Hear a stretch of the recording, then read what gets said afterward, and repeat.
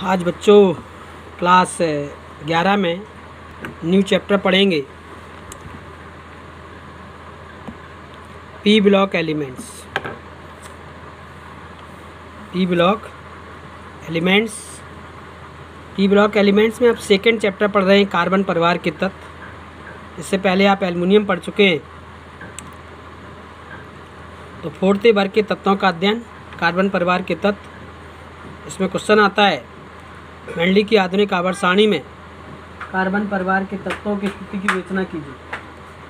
Mendeley की आधुनिक आवर्त सारणी में इलेक्ट्रॉनिक विन्यास के आधार पर तत्वों की स्थिति की विवेचना कीजिए। तो मेंडली की आधुनिक आवर्त सारणी में कार्बन एवं उसके समस्त तत्वों को फोर्थ ए वर्ग में रखा गया है। फोर्थ ए वर्ग में रखा गया क्योंकि इन सभी तत्वों के बाह्यतम कोश में 4 इलेक्ट्रॉन उपस्थित होते हैं।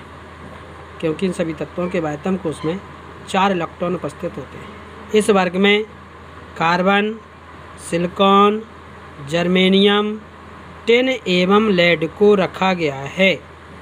कार्बन, सिलिकॉन, जर्मेनियम, टिन एवं लेड को रखा गया है। इसका छोटा सा कोटेशन है काशी गिरे सन गई पीप। ऐसे याद करेंगे, काशी गिरे सन गई पीप। तो सबसे पहले मुख्य विशेषता है इसकी इलेक्ट्रॉनिक विन्यास।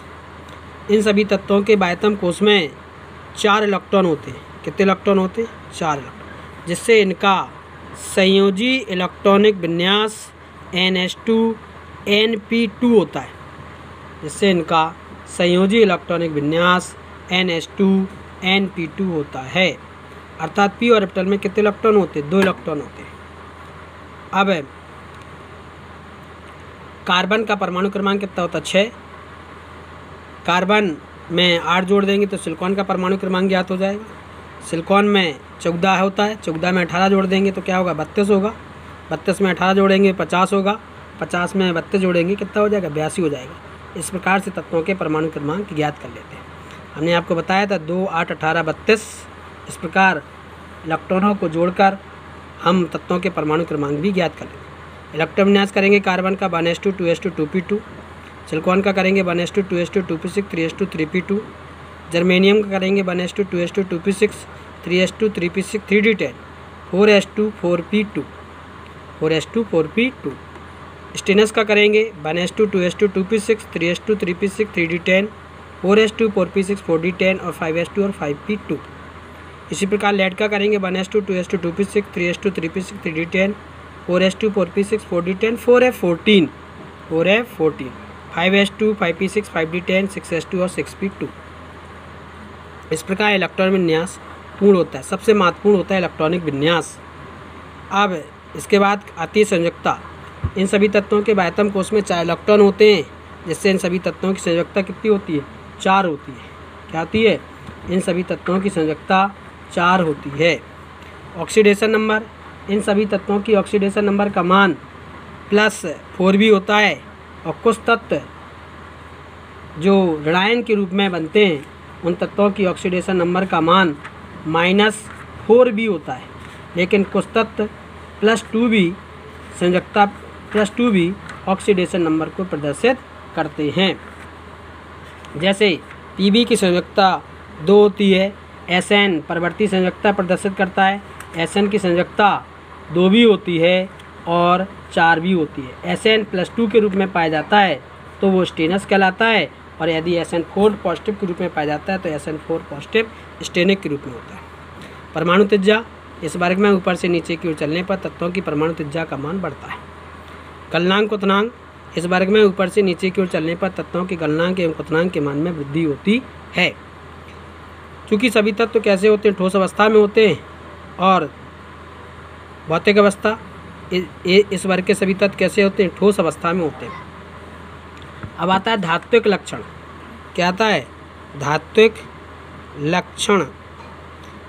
इस वर्ग में ऊपर से नीचे की ओर चलने पर तत्वों के धात्विक लक्षण के मान में वृद्धि होती है। जैसे कार्बन और सिलिकॉन कैसे होते हैं? अधातु होते हैं। जर्मेनियम उपधातु होती है और सिलिकॉन और लेड धातु के रूप में होता है। किसके रूप में होता है? धातु के रूप में होता है। कार्बन और सिलिकॉन कैसा होता है? अधातु के रूप में होता है। कैसे रूप में होता है? अधातु के रूप में होता है।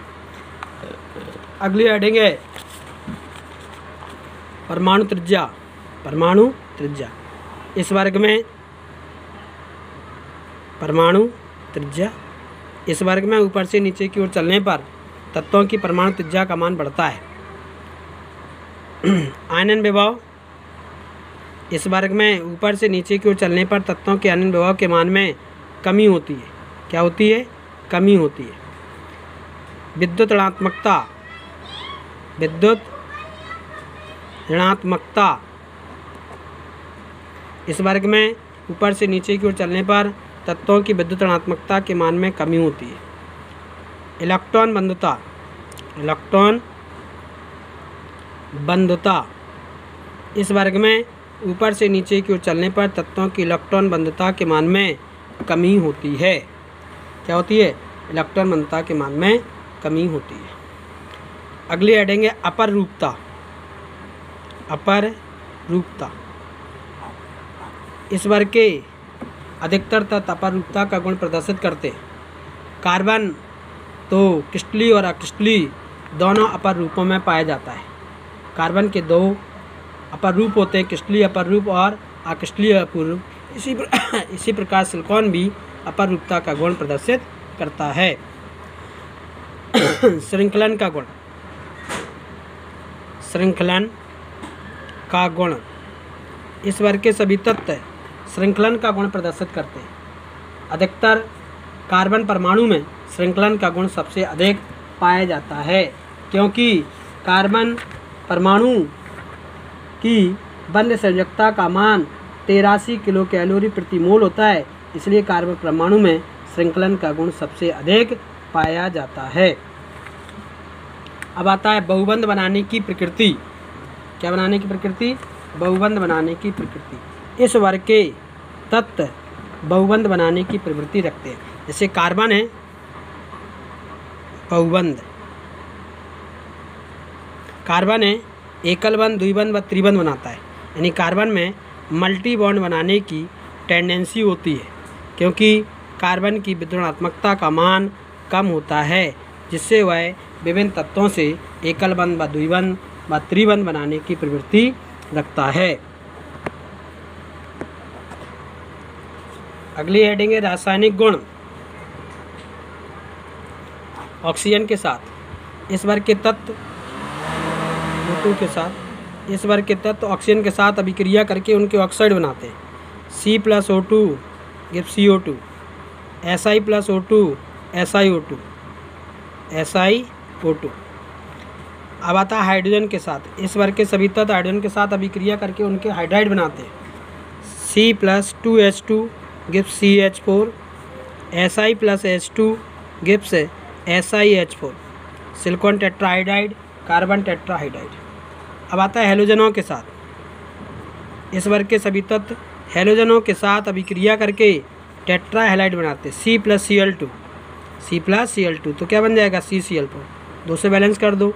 इसी प्रकार Si प्लस का Cl2 SiCl4, SiCl4। अब आता है